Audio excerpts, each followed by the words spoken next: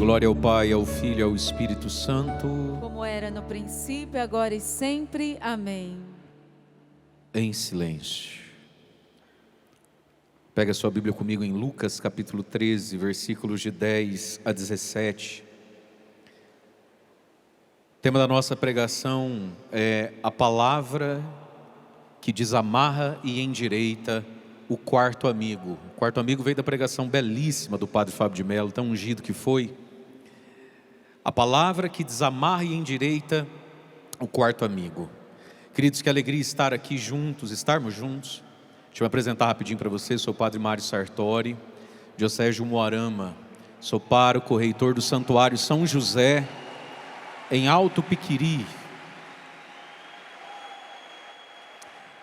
Muito bem. Deus abençoe. Vamos lá? Lucas capítulo 13, versículo 10, diz assim: Jesus estava ensinando numa sinagoga e era sábado. Que dia é hoje da semana? Havia ali uma mulher que 18 anos já estava com um espírito que a tornava doente. Era encurvada e totalmente incapaz de olhar para cima. Vendo-a, Jesus a chamou e lhe disse: mulher, estás livre da tua doença. Jesus impôs as mãos sobre ela, que imediatamente se endireitou e começou a louvar a Deus. O chefe da sinagoga, porém, furioso porque Jesus tinha feito uma cura em dia de sábado, se pôs a dizer à multidão: há 6 dias para trabalhar, vinde pois nesses dias para serdes curados, mas não em dia de sábado. O Senhor respondeu-lhe: hipócritas, não solta cada um de vós seu boi ou jumento do curral para dar-lhe de beber, mesmo que seja em dia de sábado? Esta filha de Abraão, que Satanás amarrou durante 18 anos, não devia ser libertada dessa prisão, mesmo que seja em dia de sábado? Esta resposta envergonhou todos os inimigos de Jesus. E a multidão inteira se alegrava com as maravilhas que ele fazia. Palavra da salvação. Diga comigo, uma palavra que desamarra e endireita. Eu juro que eu vou embora daqui. Jesus amado, fala comigo, uma palavra que desamarra e endireita. É o que eu quero, Jesus. É o que eu preciso, Jesus. A cena é comovente. Uma mulher, uma senhora, portanto, já há 18 anos, estava amarrada por Satanás. O Evangelho no começo diz que ela tinha um espírito que a tornava doente. Vamos entender essa dinâmica. Um espírito que a tornava doente. Espírito aqui com um E minúsculo. Portanto, esse espírito não é uma entidade, não é um espírito, não é um demônio. Ela não usava de exorcismo, essa mulher. Mas um espírito com E minúsculo a tornava doente. E aí Jesus termina o Evangelho dizendo que Satanás, esse sim, o coisa ruim, o bichão, igual você já viu no filme do Exorcista, depois não tem coragem nem de ir no banheiro no meio da noite. Aquele lá usava, ele existe, e muitas vezes usa de um espírito com E minúsculo. Fala para quem está do seu lado, você não tem cara que precisa de exorcismo não, eu acho. Fala para quem está do seu lado, você não tem cara que precisa de exorcismo. Vocês estão tão mortos, vocês estão me ouvindo? O som está chegando aí para vocês? Escuta bem ou está baixinho? Que daí eu peço para o moço da mesa erguer. Filho, ergue o retorno aqui, só um tiquinho fazendo favor. Ele nem ouviu o que eu falei. O retorno aqui, um tiquinho por favor, um pouco mais de retorno para mim. E garante que lá na frente está todo mundo me ouvindo. Obrigado, deu. Isso. Vocês estão ouvindo aí? Vamos lá, a gente está fazendo um raciocínio aqui. Uma mulher estava encurvada, incapaz de olhar para frente, incapaz de olhar para cima. Ela tinha virado uma galinha, ela ciscava ao redor do pé, coitada. Jesus diz, o Evangelho diz que ela estava assim por causa de um espírito que a tornava encurvada. Um espírito a tornava doente. Espírito está escrito aqui com E minúsculo. Se fosse com E maiúsculo, espírito com E maiúsculo, ou é o Espírito Santo ou é um espírito do inferno. Mas o espírito aqui, o O evangelista faz questão de anotar para nós, isso é E minúsculo. E aí Jesus diz que Satanás a amarrou com o quê? Com o espírito, com E minúsculo. Fala comigo, o diabo amarrou uma mulher que ia na igreja com um espírito ruim.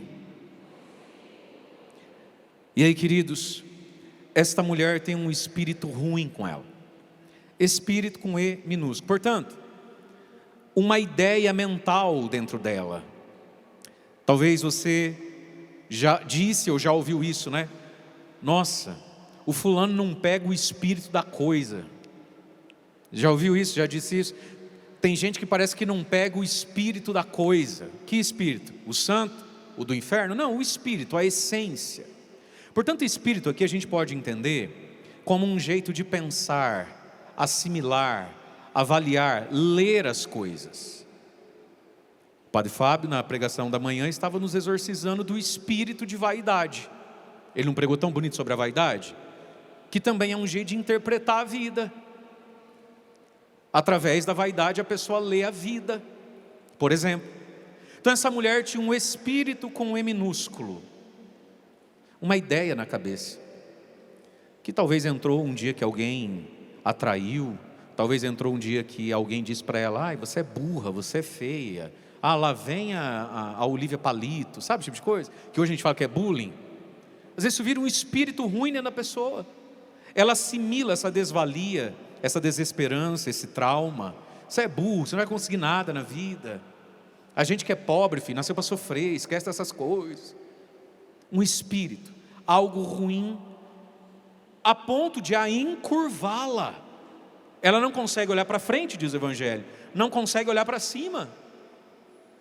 E aí Jesus diz: Satanás a amarrou por 18 anos e a sobrecarregou por 18 anos com um espírito com E minúsculo. E é por isso que a igreja, sempre que proclama o Evangelho, diz palavra da salvação. Porque é a palavra, meus irmãos, de Jesus, é a palavra do Evangelho, quando escutada, entendida e transformada em oração, que desamarra a nossa vida das palavras que a gente escuta às vezes, né, todo dia. Tem palavra que não tem como não escutar. Você já viu essa experiência de falar assim: meu Deus, como é que eu desescuto isso aqui que eu escutei agora? Como é que eu desvejo o que eu vi? Não tem jeito. E muito disso, meus irmãos, entra dentro de nós, nos sobrecarrega, nos encurva, nos mata de dentro para fora. E aquela mulher há 18 anos. E essa mulher não está na lista do Evangelho das prostitutas, das pecadoras. Era sábado e no judaísmo havia um preceito: se é sábado, é dia de ir na sinagoga, como é para nós. Se é domingo, é dia de ir na missa. E missa a gente vai todo domingo. Domingo sim, domingo também. Missa é todo domingo. Domingo sim, domingo também. Faça sol ou faça praia. Feriado, recesso. Parente chegou, eu fui para casa dos outros. Essa senhora, ela é fiel. E aqui, meus queridos, essa mulher tem uma característica. Ainda que ela tenha uma característica boa, né? Ainda que ela tenha assimilado dentro dela por 18 anos um espírito com E minúsculo, porque talvez ela fosse muito mimimi, muito dodói. Quem aí já conhece o próprio temperamento, né? Os melancólicos conseguem ficar 18 anos entalados esperando a hora, né? Inflacionando os seus fantasmas, por exemplo. Alguns de nós temos mais propensão, outros menos propensão a ficar 18 anos numa ferida. Mas essa mulher,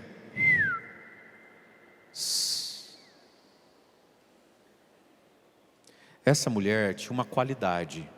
Era sábado, ela é judia, e sábado é dia de ir na sinagoga. Onde é que ela estava? Na sinagoga. Diga comigo, fidelidade. Diga comigo, temor a Deus. Era sábado, ela é judia. Onde é que ela tinha que estar? Na sinagoga. É domingo, você é católico. Onde é que você tem que estar? Na missa. Diga comigo, estar no lugar certo, com as pessoas certas, diante de Deus, diante de Jesus. Amém?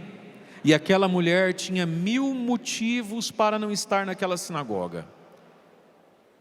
Primeiro, Jesus vai chamá-la de mulher.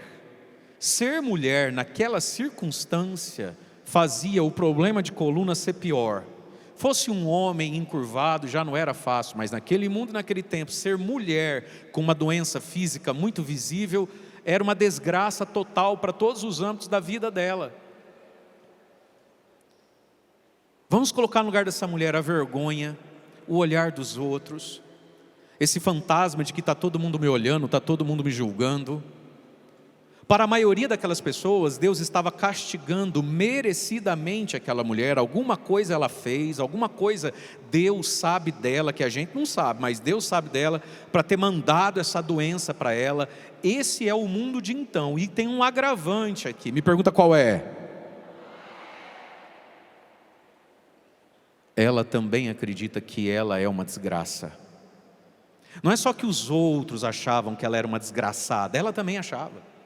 Ela também possivelmente por 18 anos se perguntava: Jesus, Deus, o que foi que eu fiz? De onde é que veio essa doença? Essa mulher tinha 1000 motivos para não estar lá. E se ela não estivesse, a gente ia entender o lado dela. Sim ou não? A gente ia entender o lado dela. Encurvada a ponto de não olhar para frente nem para cima, ela tem que ir para a igreja. Você iria? Chegou lá, ela nem pediu a cura dela. Jesus ficou tão compadecido daquela mulher e do fato de que ela tinha 1000 motivos já para ter desistido de ir à sinagoga. Afinal de contas são 18 anos indo e voltando e a cura não acontece, que Jesus é quem toma a atitude de dizer: mulher, filha de Abraão. Abraão é o patriarca, é o pai da fé, pertencente ao povo. Filha de Abraão significa você pertence a nós. Jesus se compadeceu daquela senhora. Por quê? Queridos, e talvez esse seja um bom olhar que a gente deveria começar a ter para as pessoas, pelas pessoas. Quantas pessoas a gente enxerga os seus defeitos, os seus limites, suas incoerências, que todo mundo tem, mas será que a gente consegue justamente por isso olhar para essa pessoa e dizer: pois é, sendo assim não desistiu ainda de vir aqui rezar? Pois é, sendo assim, Jesus ainda faz sentido para ele, para ela, vem na missa, vem no grupo de oração. Próxima vez que você olhar para alguém com muito nojo, com muito repúdio, com muita ira, com muita vontade de ir no pescoço da pessoa, quem sabe esse não seja um bom olhar? Pois é, e com tudo isso, Jesus, igreja, Deus, ainda faz sentido para ela, para ele. Podia ter ficado para trás no caminho. Jesus, quando viu aquela mulher naquela situação, ele olhou e pensou: minha filha, se eu fosse você, eu não tinha vindo. Que mulher teimosa, que mulher de fé. E aí Jesus se antecipa e diz: eu estou vendo você, mulher, filha de Abraão, fica livre da tua doença. E aqui, meus irmãos, que coisa maravilhosa. Primeira coisa, diga comigo: estar no lugar certo. Ela estava no lugar certo. A gente entenderia se ela não estivesse no lugar certo e estivesse em casa lá, rolando o feed do Instagram, reclamando, chorando, bisbilhotando a vida do pessoal da igreja que vive na Barra da Saia do Padre. Falei assim: desgraçada lá, tem uma língua, que adianta? Tanta igreja se fala mal dos outros. Enfim, ela podia estar nas suas amarguras, mas ela escolheu estar no lugar certo. Fala para quem está do seu lado: Jesus valoriza a sua presença aqui. Mas fala assim para essa pessoa: só que tem umas coisas que Jesus não vai te dar nesse final de semana. Fala para essa pessoa: Ele está te esperando lá na capela, na paróquia da tua cidade, com o padre velhinho, que usa aquela estola de crochê, que faz bico lá embaixo, com aquele povo que não canta igual a moça aqui. Fala. Meus irmãos, a sinagoga, o lugar santo, a igreja, a comunidade que se reúne, eu tenho 1000 motivos para não ir, mas eu vou, e Jesus valoriza isso, amém? Ela estava no lugar certo. Depois, ela estava com as pessoas certas. Tem algo bastante diabólico no nosso tempo, que é o seguinte: a gente olha um para o outro e a gente só vê defeito. E eu não sei se você reparou que algumas pessoas vão à igreja e na cabeça delas, a única pessoa na igreja que pode ter defeito e pecado é ela. Os outros tudo tem que ser santo. Você conhece gente assim? É porque eu não vou na igreja porque lá tem muito fofoqueiro. É porque eu não... Às vezes eu escuto essas confissões, essas partilhas. Padre, o senhor está vendo que eu estou meio sumido, mas é que assim... É que tem muita gente nessa paróquia assim, muito fofoqueira. Eu pego e falo: mentira, é? Se você não fala, é mesmo? Mas deixa eu completar. Você não está vindo porque elas são fofoqueiras? Então não precisa vir não, porque não são só fofoqueiras. Entre eles também tem quem compra e não paga. Tem gente traindo a mulher. Sim, tem gente que é ruim igual capeta.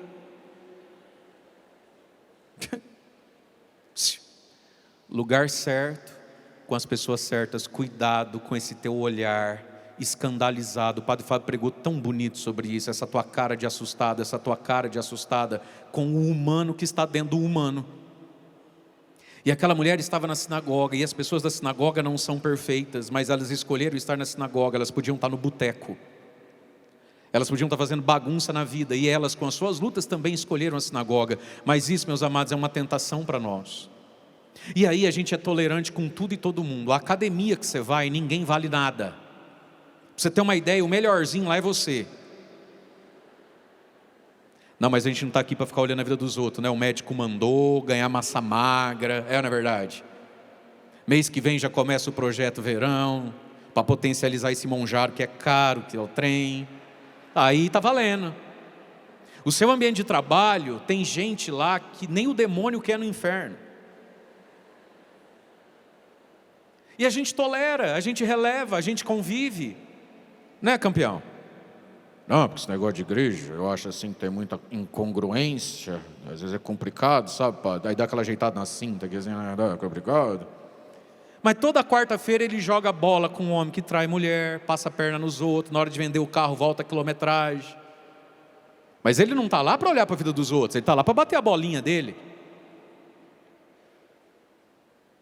E o inimigo de Deus quer que a gente se olhe e não se suporte, não se tolere, não se celebre, se escandalize e fique enfurnado dentro de casa, distanciado do lugar aonde Jesus se manifesta, porque onde 2 ou 3 se reúnem, disse Jesus, eu estou no meio.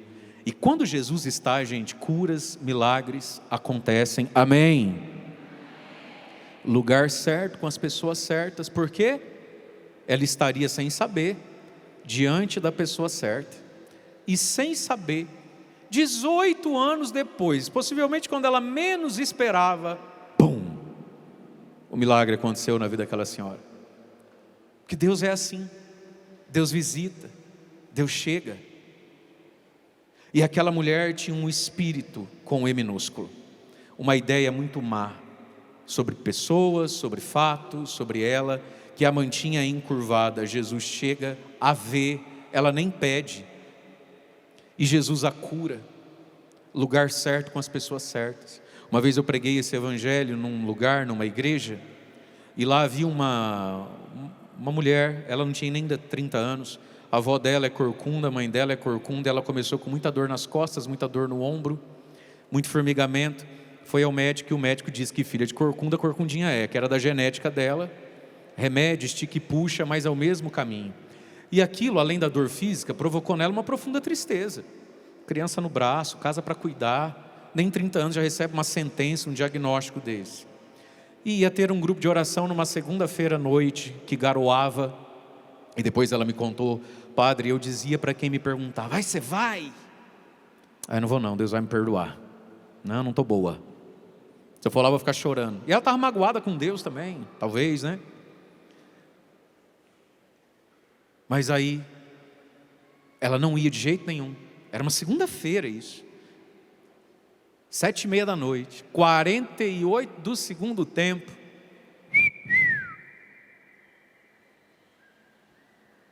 A misericórdia divina chamou o VAR, reviu o lance.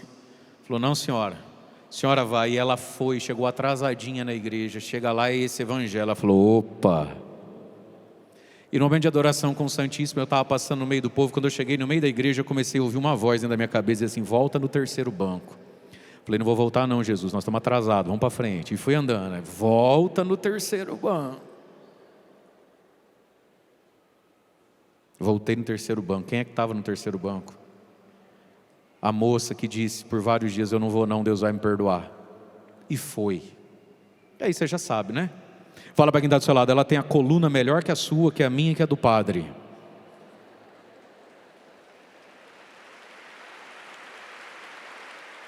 Lugar certo, com as pessoas certas diante de Jesus, amém? Pois ela me mandou os exames do antes e do depois, mas isso me marcou, ela dizer, padre, eu estava dizendo para mim mesma, não vou, Deus vai me perdoar. Ainda bem que eu fui, padre. Porque eu não estava precisando ser perdoada, eu estava precisando de uma coluna nova. Aí não vou não, Deus vai me perdoar. Deus olha e fala, eu perdoo, mas não é o que você precisa, não, eu queria te dar uma coluna nova. Mas tem gente que é muito devoto de São Sofá, Santo Edredom.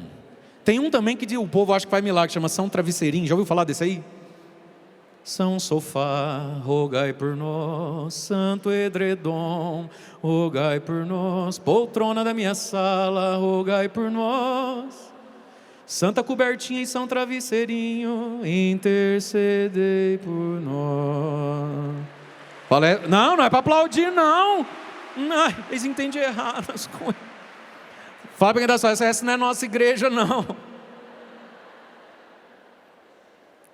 E aí, queridos, ela foi e Jesus a desamarrou de uma palavra que o inimigo usava para a ferir, para machucá-la, para roubar dela a dignidade de filha de Abraão.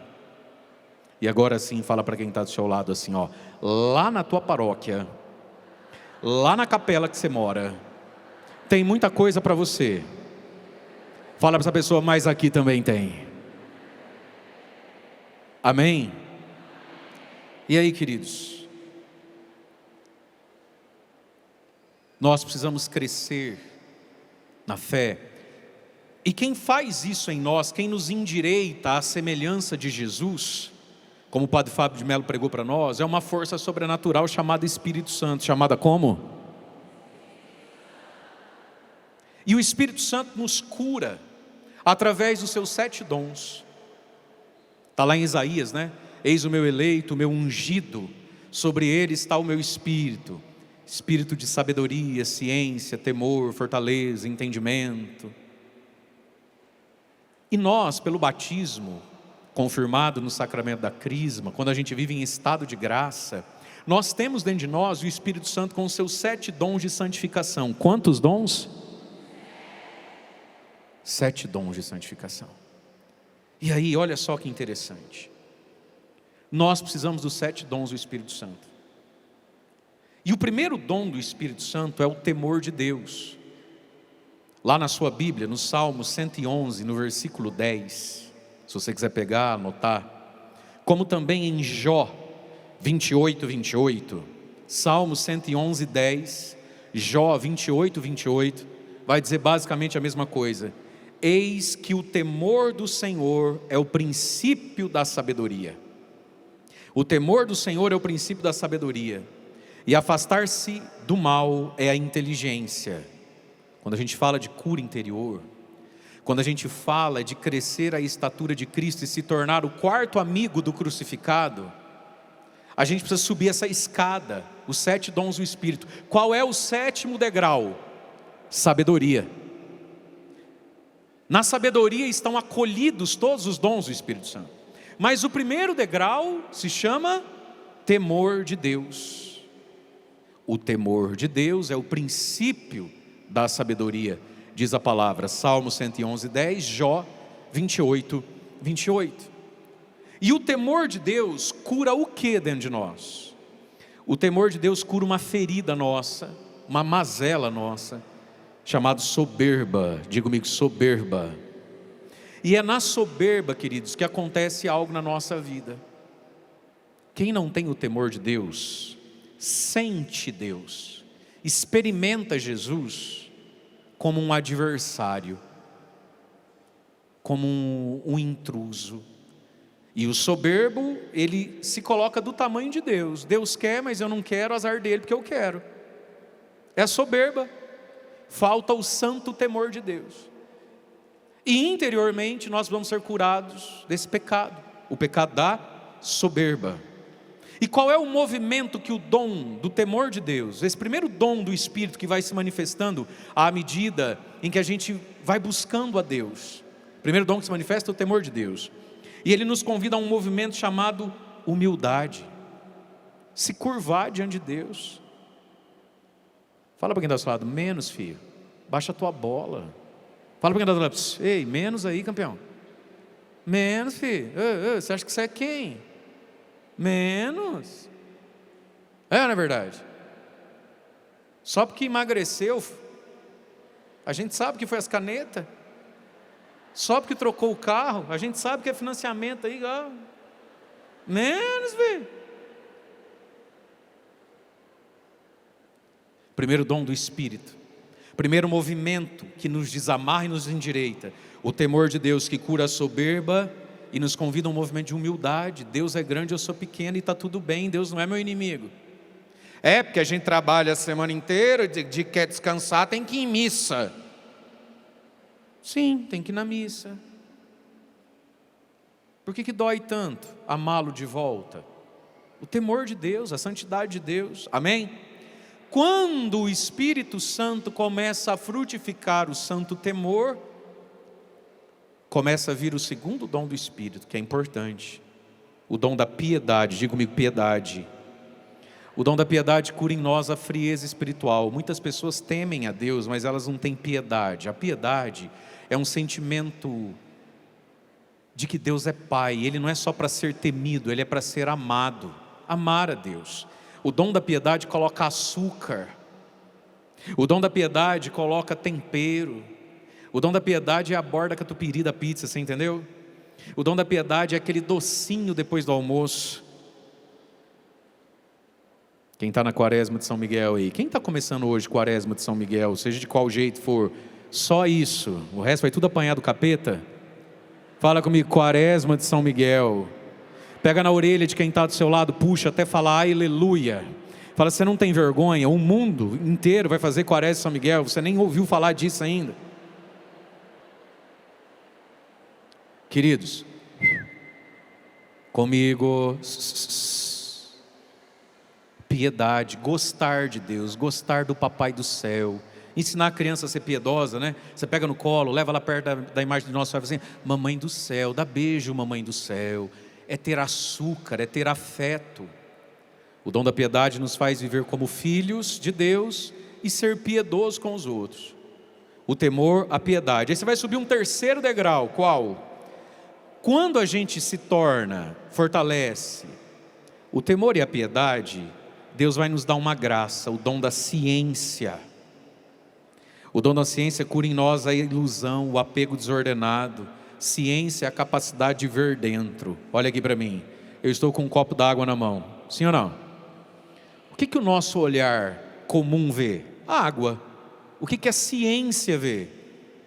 Hidrogênio, 2 moléculas de oxigênio, vê se tem cloro, vê se tem bactéria, vê se é própria, imprópria. A ciência vê dentro. A gente vê uma gota de sangue. A ciência vê quem é o pai, quem é a mãe, se está com diabetes, se está com gordura não sei aonde, se está com triglicerídeo, se está anêmico. A ciência vê dentro. E o dom da ciência nos convida a um movimento. Ordenar e contemplar as coisas, ver Deus dentro. E aí a gente descobre que nem tudo que parece que tem Deus, e coisas que a gente imagina que não tem Deus, é que tem Deus. É a ciência. Amém? O temor de Deus, a piedade, a ciência. E aí, se eu temo a Deus, se eu sou piedoso para com Ele, para com o irmão, e eu cresci na ciência das coisas, o que eu preciso agora? Diga comigo, fortaleza.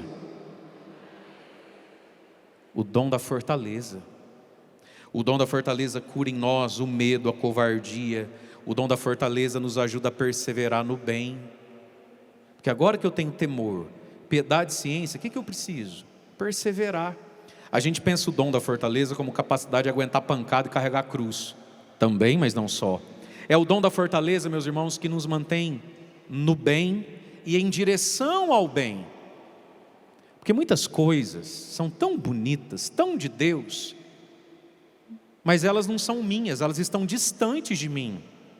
Eu preciso ir lá buscar fortaleza.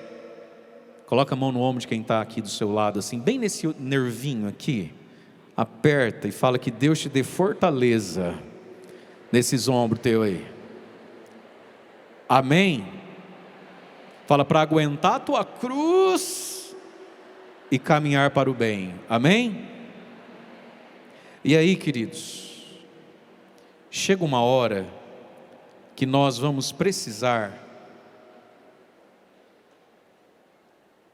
Veja, Jesus está desamarrando e endireitando para que a gente venha a ser o quarto amigo aos pés da cruz, amém? Temor, piedade, ciência, fortaleza. E agora a gente precisa de um outro dom do Espírito que começa a se manifestar. O dom do conselho. O dom do conselho, queridos, vem na nossa vida para curar a indecisão. E o dom do conselho nos convida a dilatar o coração. Qual é o papel do dom do conselho? Que acontece dentro da minha inteligência, do meu coração, e do dom do conselho que acontece em mim através de uma pessoa, de uma conversa, de uma palestra, de um livro. Quem está nessa etapa aqui, raramente tem que escolher agora entre o bem e o mal. O bem e o mal você escolhe lá no temor de Deus, lá na piedade. Já passou isso aí. Mas tem muita gente que trava agora nessa etapa, porque não é mais escolher entre o bem e o mal, é escolher entre o bem e o bem maior. Você veio aqui para a Canção Nova, você não teve que escolher entre o bem e o mal. Eu vou para a Canção Nova esse final de semana, ou eu vou trair a minha esposa numa praia paradisíaca, sem internet. Você viveu esse drama? Os homens digam não. Abre a boca, filho, salva teu casamento. Os homens digam não. Você falou, eu vou para a Canção Nova participar do retiro, levar minha esposa tão querida, tão amada, que ama tanto esse negócio de Canção Nova, esses padres que eu nunca nem ouvi falar. E tem uns homens aqui que daqui eu vejo que você é um ET. Bem-vindo a esse mundo. Aí você veio, é o bem maior, diz que tem Deus lá. Mas não foi isso ou o mal, foi isso ou ficar em casa, descansar um pouco, organizar as coisas. É um bem, organizar a casa é um bem, mas tem um bem maior, e a gente precisa do dom do conselho para escolher o bem maior diante do bem menor, que passou, apesar de ser bem, a ser um bem menor, porque se apresentou agora um bem maior. É o dom do conselho. E é o Espírito Santo, meus irmãos, que dilata o nosso coração para isso. Sermos generosos, Deus vai nos aconselhando. Não é que é mal, é um bem, mas é menor do que esse bem maior aqui. Abraça o bem maior. Isso é o dom do conselho, que se manifesta através de uma conversa, de uma pessoa, de um amigo. Tem gente que tem o dom do conselho mesmo, né? Que nos ajuda a discernir o valor das coisas. Mas que o Espírito Santo faz isso dentro do nosso coração, na nossa oração, na nossa interioridade. E quando Deus nos aconselha, o Senhor vem nos dar o dom do entendimento. O dom do entendimento cura em nós os paradoxos da vida. O dom do entendimento nos ajuda a entender, criar uma tenda, um telhado para as peças soltas da nossa vida. E o dom do entendimento nos faz penetrar nos mistérios da fé. Gente, presta atenção no que o padre quer dizer aqui para você. O dom do entendimento é integrar e curar os paradoxos da vida, aquelas coisas que trombam na nossa história e que a gente não sabe como harmonizar isso. E também nos ajuda a entender os dogmas, os mistérios da fé na nossa história, na nossa vida. Você quer ver? Nunca mais reze o terço ou o rosário, batidão, um Pai Nosso, 10 Ave Maria, um Pai Nosso, 10 Ave Maria. Antes de cada dezena a gente proclama e contempla um mistério. E nos mistérios da vida de Jesus estão os mistérios da nossa vida. A nossa vida também tem os mistérios gozosos, gostosos, onde Deus visita, dá de presente para nós.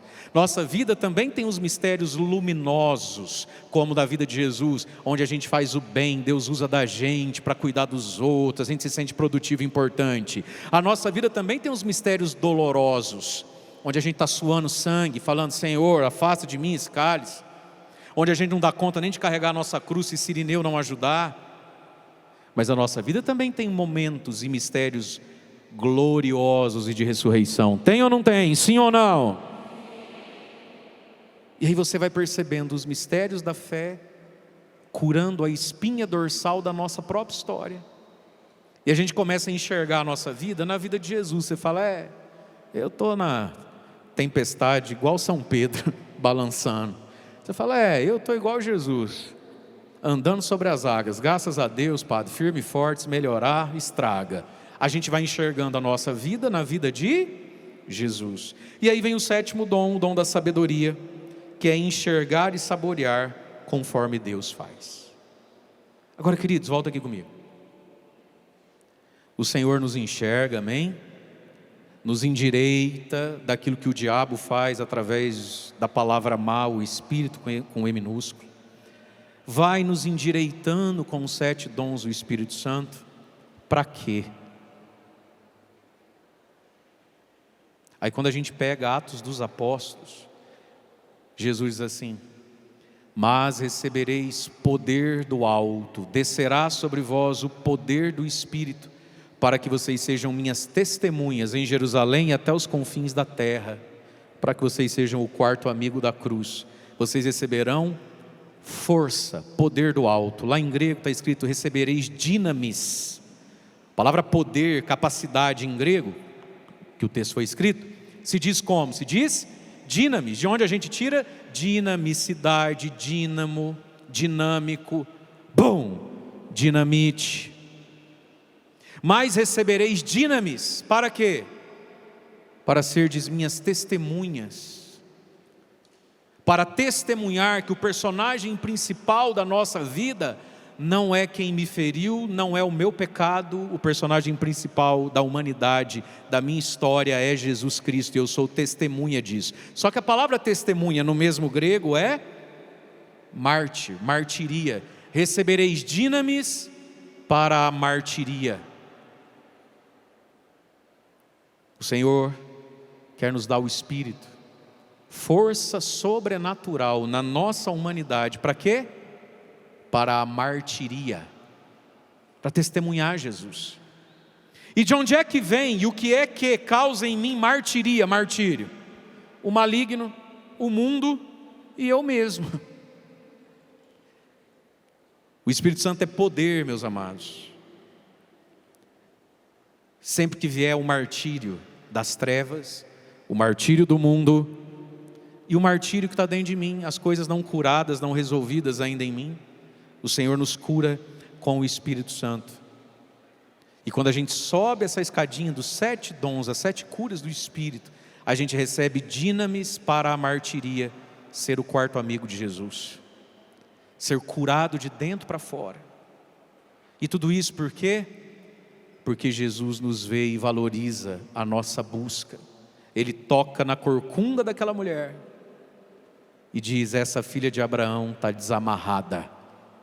Saiu dela o espíritozinho com E minúsculo e entrou agora uma palavra de salvação que diz: filha de Abraão. Ajuda quem está do seu lado a ficar em pé. Fala: filha de Abraão, filho de Abraão, levanta. Nós vamos pedir esse Espírito Santo na nossa vida. Isso. Endireita toda a coluna, vai. Se o seu desodorante ainda vale alguma coisa, ergue os seus braços. Né, Eugênio? Vem Espírito. Vem Espírito. Vai. Vem Espírito. Sozinho. Sozinho eu não posso mais. Chame por Ele. Sozinho eu não posso. Clame mais. por Ele. Se você quer endireitar a tua vida, chame por Ele, vem. Vem Espírito,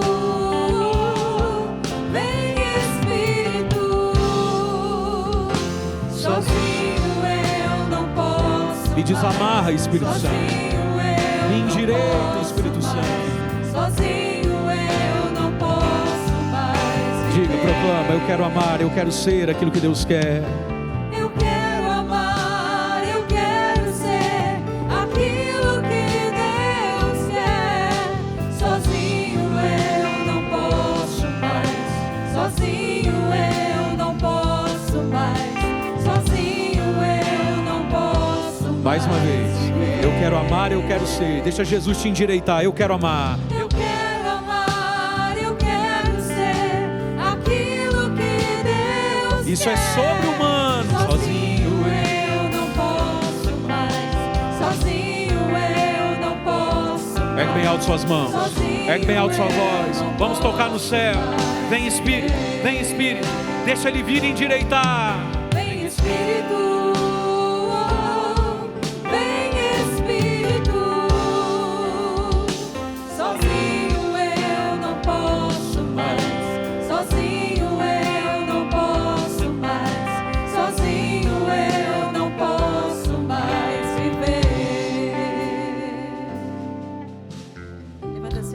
Solta a sua voz no Espírito.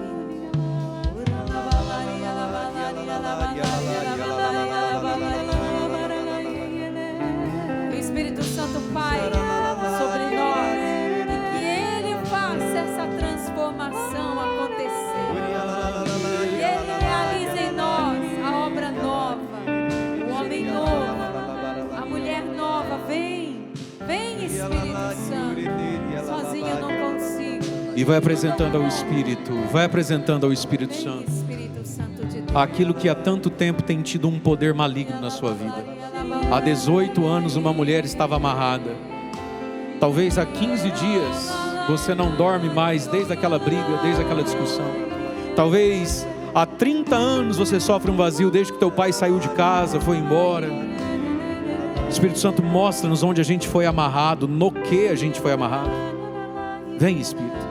Desamarrar, desatar nós. Eu reconheço, eu te entrego, Jesus. Fala com Ele. E para terminar nós vamos cantar mais uma vez. Eu quero amar, eu quero ser. Eu quero amar, eu quero ser aquilo que Deus quer. Vai sozinho. Sozinho eu não posso mais. Nem quero, Senhor. Sozinho eu não posso mais. Sozinho eu não posso mais viver. Vem Espírito, vem. Vem Espírito. Vem Espírito. Sozinho eu não posso mais. Sozinho eu não posso mais. Sozinho eu não posso mais viver.